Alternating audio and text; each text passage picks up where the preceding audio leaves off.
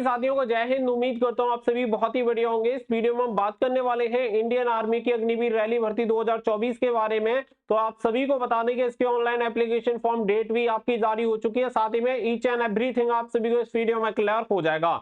अगर आपको Indian army की अग्निवीर रैली भर्ती के लिए फॉर्म अप्लाई करना है तो मैं आप सभी से रिक्वेस्ट करूंगा कि आप इस वीडियो को लास्ट तक जरूर देखिएगा, क्योंकि बहुत सारे बच्चे ऐसे होते हैं जो कि फॉर्म में गलती कर देते हैं, जिसकी वजह से उनका जो एप्लीकेशन फॉर्म होता है वो रिजेक्ट हो जाता है और वो भर्ती में पार्टिसिपेट नहीं कर पाते हैं। तो पूरी चीजें मैं आपको क्लियर करूंगा कि आप कौन सी पोस्ट के लिए एलिजिबल रहेंगे, कौन सी पोस्ट के लिए अप्लाई कर सकते हैं, क्योंकि जो इसमें जो आपकी पोस्ट होती है उन सभी पोस्ट की क्वालिफिकेशन भी आपकी अलग अलग होती है। तो कम से कम आपको ये क्लियर होना चाहिए कि आप कौन सी पोस्ट के लिए एलिजिबल हो, उसके बाद ही आप इसके लिए फॉर्म अप्लाई करिएगा। तो आप इस वीडियो को लास्ट तक देख लें और वीडियो पसंद आए तो प्लीज वीडियो को लाइक शेयर करके चैनल को सब्सक्राइब कर लें और बेल आइकन पे प्रेस कर लें, ताकि फ्यूचर में आने वाली अपडेट के नोटिफिकेशन आपको सबसे पहले मिलते रहें। आप सभी को बता दें कि ये जो वैकेंसी रहने वाली है वो ऑल ओवर इंडिया कैंडिडेट के लिए रहने वाली है, जिसमें करीब 25,000 पदों पर आपकी भर्ती होने वाली है। ये पदों की संख्या जो आपकी है वो टेंटेटिव है। ये 25,000 से ज्यादा भी हो सकते हैं या थोड़े कम भी हो सकते हैं।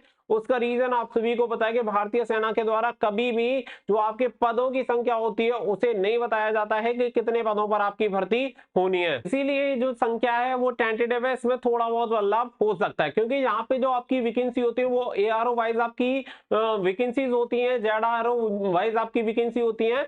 तो ये वेरी करता है कि कौन से जेडआरओ के लिए और कौन से एआरओ के लिए कितनी वैकेंसीज आपकी अलॉट हुई हैं। अब यहाँ पे हम बात कर लेते हैं इसकी डिटेल के बारे में। तो मैं आप सभी को इस भर्ती के बारे में ईच एंड एवरीथिंग बताने वाला हूँ। हर एक चीज के बारे में मैं आपको डिटेल में बताऊंगा, तो वीडियो को आप लास्ट तक जरूर देख लें। साथ ही में इसके लिए जो भी बच्चे जीडी के लिए तैयारी करने वाले हैं और जीडी के लिए फॉर्म अप्लाई करने वाले हैं, उसके लिए आपको अग्निवीर के लिए बेस्ट बुक मिल जाती है और ये प्रैक्टिस वर्क बुक आप सभी को मिल जाती है करंट पब्लिकेशन की, जो कि आपके एग्जामिनेशन की तैयारी को, जीडी को बेस्ट तरीके से आप तैयारी कर सकते हैं। जीडी के लिए जिसमें सामान्य ज्ञान, समान विज्ञान, गणित और समान बुद्धिमत्ता के प्रश्न आप सभी को देखने के लिए मिल जाते हैं। जो आपका लेटेस्ट एग्जाम पैटर्न है उसके बेसिस पे आप सभी को दिए गए हैं। आप इस बुक को ऑफलाइन या ऑनलाइन दोनों तरीके से परचेज कर सकते हैं। अगर आपको इसे ऑनलाइन ऑर्डर करना है तो लिंक आपको वीडियो का डिस्क्रिप्शन में मिल जाएगा, या फिर आप जाके बुक स्टोर से भी इस बुक को ऑर्डर कर सकते हैं। अब तक की बेस्ट बुक में से एक बुक आप सभी को ये मिल जाती है। अगर आपको सामान्य ज्ञान में कोई दिक्कत है तो सामान्य ज्ञान के लिए स्पेशल एक बुक ले सकते हैं, जो कि आपकी वन लाइनर अप्रोच की बुक मिल जाती है किरण पब्लिकेशन की। ये एनसीईआरटी के नवीनतम पैटर्न पे आधारित है, जो कि आपको अन्य परीक्षाओं में भी काफी ज्यादा हेल्प करेगी। इसका लिंक भी आपको वीडियो के डिस्क्रिप्शन में मिल जाएगा, या फिर बुक स्टोर से जाके आप इसे ऑफलाइन भी परचेज कर सकते हैं। अब इसके अलावा यहाँ पे बात करें तो सबसे पहले और मेन जो चीज आती है वो आती है एज क्राइटेरिया। तो एज क्राइटेरिया मैं आपको सबसे पहले क्लियर कर देना चाहता हूँ, जिससे कि आपको ये क्लियर हो जाए कि आप इस भर्ती के लिए एलिजिबल हैं या नहीं। अगर आप एलिजिबल ना हो तो आप इस वीडियो को यहीं छोड़ सकते हैं, क्योंकि आप अपना समय बर्बाद मत करिएगा। अगर यहाँ पे हम बात करें तो देखिए, यहाँ पे जो आपका एज क्राइटेरिया होगा वो 1 अक्टूबर 2003 से लेके 30 अप्रैल 2007 के बीच में अगर आपका जन्म हुआ है, दोनों डेट आपकी ऐड रहेंगी, तो आप इस भर्ती के लिए आवेदन कर सकते हैं। यहाँ पे 17.5 से 21 साल आपकी उम्र होती है। ये आप सभी को पता ही होगा कि 17.5 से 21 साल तक के कैंडिडेट इसके लिए आवेदन कर सकते हैं, लेकिन उम्र की गणना इन्हीं दो तिथियों के अनुसार होती है। तो ये आपका एज क्राइटेरिया रहने वाला है और ये सभी ट्रेड के लिए सेम रहेगा, यानी आप किसी भी पोस्ट के लिए अप्लाई करें सभी के लिए सेम है। ऐसा नहीं है कि आपका जीडी का अलग हो और ट्रेड्समैन का अलग हो या क्लर्क का अलग हो, सभी के लिए सेम क्राइटेरिया है 17.5 से 21 साल। इसके अलावा अगर हम बात करें क्वालिफिकेशन, तो यहाँ पे qualification 10th pass, 12th pass and 8th pass candidate इसके लिए अप्लाई कर सकते हैं। यानी 8th पास से लेकर 12th पास तक की वैकेंसी रहेंगी। परसेंटेज वगैरह का भी कोई झंझट नहीं रहने वाला, क्योंकि कुछ पोस्ट ऐसी हैं जिसमें आपने अगर 10th पास कर रखा है तो भी आप अप्लाई कर पाएंगे। इसीलिए मैं आप सभी को कह रहा हूं कि वीडियो को आप लास्ट तक देखिएगा, क्योंकि आप सभी को समझना जरूरी है। क्योंकि फॉर्म अप्लाई बहुत सारे कैंडिडेट ऐसे होते हैं जो कि इनकम्प्लीट इंफॉर्मेशन के साथ फॉर्म अप्लाई कर देते हैं और बाद में बहुत सारी दिक्कतें फिर उनके सामने खड़ी हो जाती हैं। अब यहाँ पे अगर सिलेक्शन प्रोसेस में हम बात करें तो सबसे पहले आपका रिटन एग्जामिनेशन होता है, और जो कि आपका ऑनलाइन होता है, जिसे सीई का यानी कि कॉमन एंट्रेंस एग्जामिनेशन बोला जाता है। जब आप इस एग्जामिनेशन में क्वालिफाई हो जाते हैं तो फिर आप रिक्रूटमेंट रैली में पार्टिसिपेट करते हैं, जिसमें आपका फिजिकल होता है, मेडिकल होता है, डॉक्यूमेंट वेरिफिकेशन जैसा प्रोसेस कंप्लीट होता है। यानी कि दो पार्ट में आपकी भर्ती डिवाइड होती है, पहला रिटन एग्जामिनेशन, दूसरा आपका रैली। और जो आपका रिटन एग्जामिनेशन होता है इसके बेसिस पे आपकी मेरिट बनती है और फिर आप रैली में पार्टिसिपेट कर पाते हैं। तो ये रहता है भर्ती प्रक्रिया। भर्ती प्रक्रिया के अलावा अगर हम बात करें तो देखो, सबसे पहले रिटन एग्जामिनेशन होना है, तो रिटन एग्जामिनेशन का सिलेबस मैं आप सभी के साथ शेयर करूंगा। तो यहाँ पे जो सिलेक्शन प्रोसेस है उसी के अकॉर्डिंग मैं आपको ये सारी चीजें बता रहा हूँ।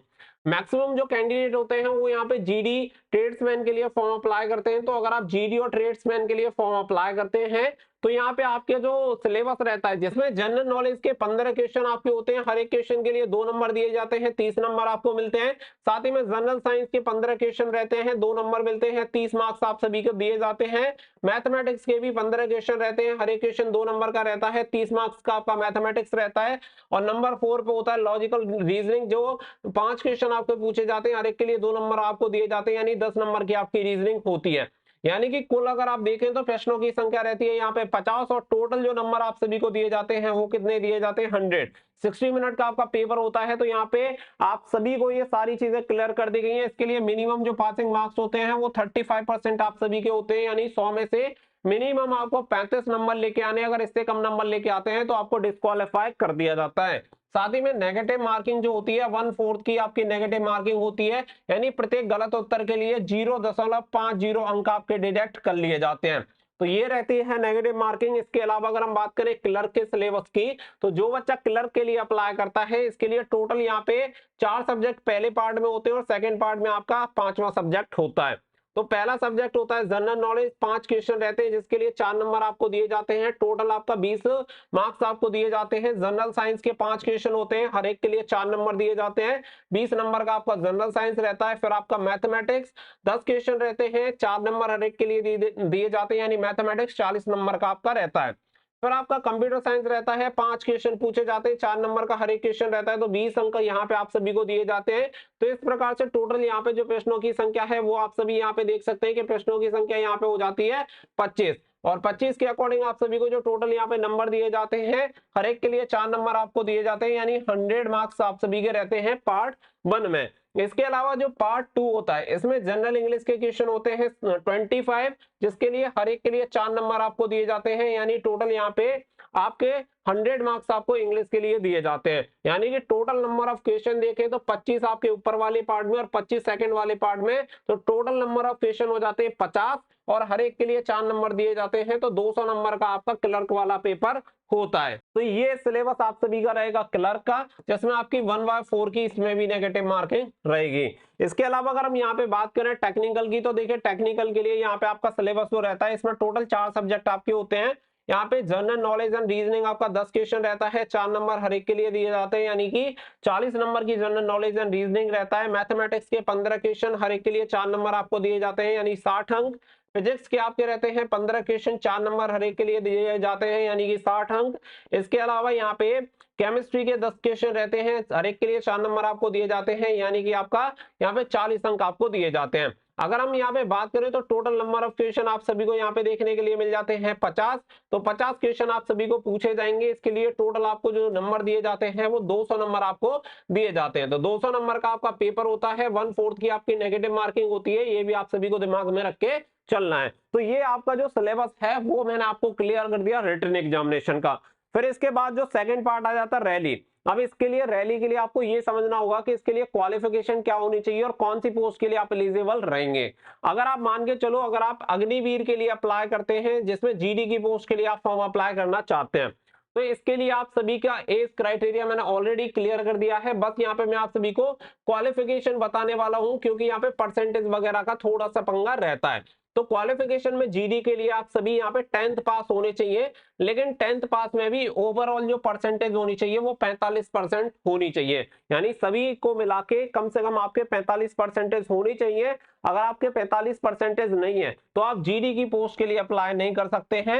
अगर आपके 45% है या इससे ऊपर है तो आप जीडी की पोस्ट के लिए एलिजिबल हो और इसके लिए फॉर्म अप्लाई कर सकते हैं। बाकी का हर एक सब्जेक्ट में आप सभी के यहाँ पे 33% से नीचे नंबर नहीं होने चाहिए। अगर इससे भी नीचे हैं और 45% से ऊपर है तो भी आप अप्लाई नहीं कर पाएंगे। यानी कि 2 कंडीशन, पहली कंडीशन मिनिमम 45% और दूसरी कंडीशन है हर एक में आपके 33 मार्क्स यहाँ पे होने चाहिए, यानी 33% होनी चाहिए।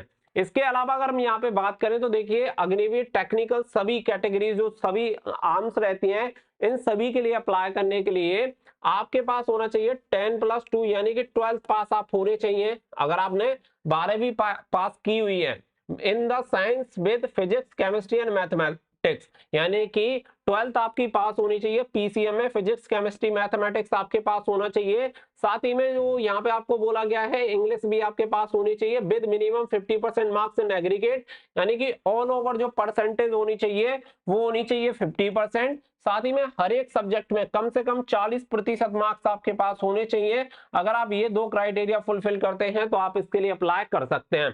या फिर आप सभी के पास अगर आपने 10th पास कर रखा है 50% एग्रीगेट मार्क्स के साथ और हर एक सब्जेक्ट में 40% है, और साथ ही में आपके पास इंग्लिश मैथमेटिक्स एंड साइंस है और 2 ईयर का आपने टेक्निकल ट्रेनिंग कंप्लीट कर रखी है यहाँ, फिर आईटीआई कंप्लीट कर रखी है, या फिर आप सभी के पास 2 और 3 साल का डिप्लोमा है इन सभी कैटेगरीज में, तो भी आप इसके लिए फॉर्म अप्लाई कर सकते हैं। इसके अलावा फिर बात आती है यहाँ पे आप सभी की क्लर्क वाली, स्टोर कीपर वाली और टेक्निकल की। तो यहाँ पे आप सभी को बता दें कि अगर आप क्लर्क के लिए अप्लाई करना चाहते हैं तो आप सभी यहाँ पे 12वीं पास तो होनी चाहिए, लेकिन यहाँ पे आप सभी की एक अच्छी बात है कि यहाँ पे साइंस जरूरी नहीं है। अगर आपने ये क्वालिफिकेशन आर्ट्स में, कॉमर्स में या साइंस में किसी भी स्ट्रीम में कंप्लीट कर रखी है तो आप इसके लिए अप्लाई कर सकते हैं। बट यहाँ पे टोटल जो परसेंटेज होनी चाहिए वो 60% होनी चाहिए, यानी फर्स्ट डिवीजन वाले कैंडिडेट अप्लाई कर सकते हैं, और हर एक सब्जेक्ट में मिनिमम आपके 50% मार्क्स होने चाहिए तो आप इसके लिए एलिजिबल हैं और आप इसके लिए अप्लाई कर सकते हैं। तो ये आप सभी को क्लियर कर दिया गया है। साथ ही में 50% जो मार्क्स होने चाहिए वो English, mathematics, accounts, books keeping में आपके होने चाहिए, कंपलसरी है। अगर इससे कम नंबर अगर आपके होंगे तो आप इसके लिए फॉर्म अप्लाई नहीं कर सकते हैं। अब अगर बात करें तो फिर बात आती है अग्निवीर ट्रेड्समैन की। तो यहाँ पे सिंपल आपसे 10th पास मांगा जाता है। अगर आप 10th पास हैं तो आप इसके लिए एलिजिबल है। सिंपल 10वीं पास होना चाहिए, भले ही आपके कितने भी परसेंटेज हो, किसी भी सब्जेक्ट में कितने भी नंबर हो, बस आपके पास क्वालिफाइंग सर्टिफिकेट है तो आप इसके लिए एलिजिबल हैं और आप इसके लिए अप्लाई कर सकते हैं। कुछ कैटेगरीज और कुछ स्टेट के लिए यहाँ पे आप सभी को बता दें कि 8th पास कैंडिडेट भी अप्लाई कर सकते हैं, जिसमें सिंपल 8th पास कैंडिडेट भी एलिजिबल होते हैं तो वो भी उसके लिए अप्लाई कर सकते हैं।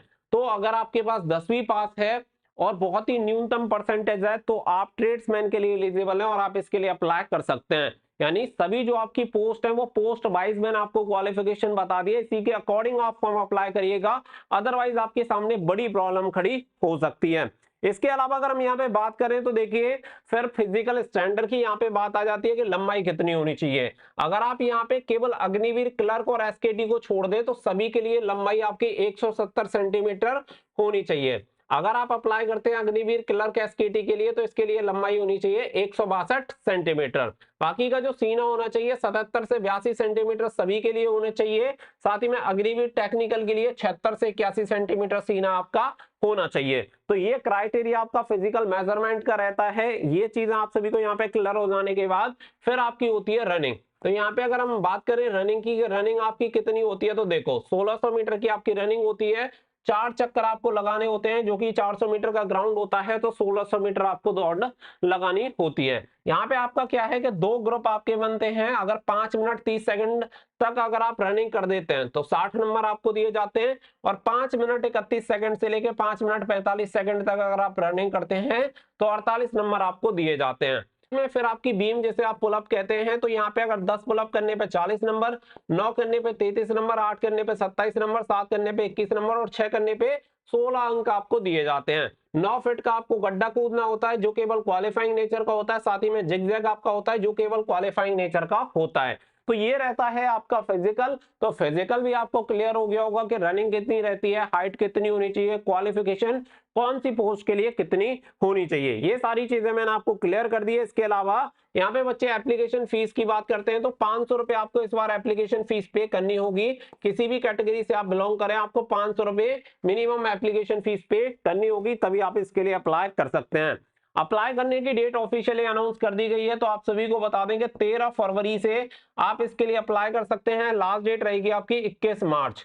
तो ये डेट आप याद रखिएगा, 13 फरवरी 2024 से लेके 21 मार्च 2024 तक आप इसके लिए अप्लाई कर सकते हैं। 13 फरवरी यहाँ पे ऑफिशियली अनाउंस कर दी गई है, तो ये आप सभी के लिए बहुत ही अच्छी अपडेट है। सारी चीजें मैंने आप सभी को क्लियर कर दी हैं। तो बच्चों जब भी फॉर्म अप्लाई करें 13 फरवरी को आपके ऑनलाइन एप्लीकेशन फॉर्म स्टार्ट हो जाएंगे। तो आप सभी के लिए वीडियो भी बना देंगे कि कैसे आपको फॉर्म अप्लाई करना है। तो सही तरीके से फॉर्म अप्लाई करिएगा ताकि आपका फॉर्म एक्सेप्ट हो पाए और आपके फॉर्म में कोई भी मिस्टेक ना हो। उम्मीद करता हूं कि ये वीडियो आप सभी को जरूर पसंद आई होगी। वीडियो पसंद आई हो तो वीडियो को लाइक शेयर करके चैनल को सब्सक्राइब कर लें और बेल आइकन पर प्रेस कर लें ताकि फ्यूचर में आने वाली हर एक जॉब अपडेट का नोटिफिकेशन आपको इसी प्रकार से सबसे पहले मिलता रहे। मिलेंगे नेक्स्ट वीडियो में, फिलहाल के लिए बस इतना ही। Thank you for watching. जय हिंद, जय भारत।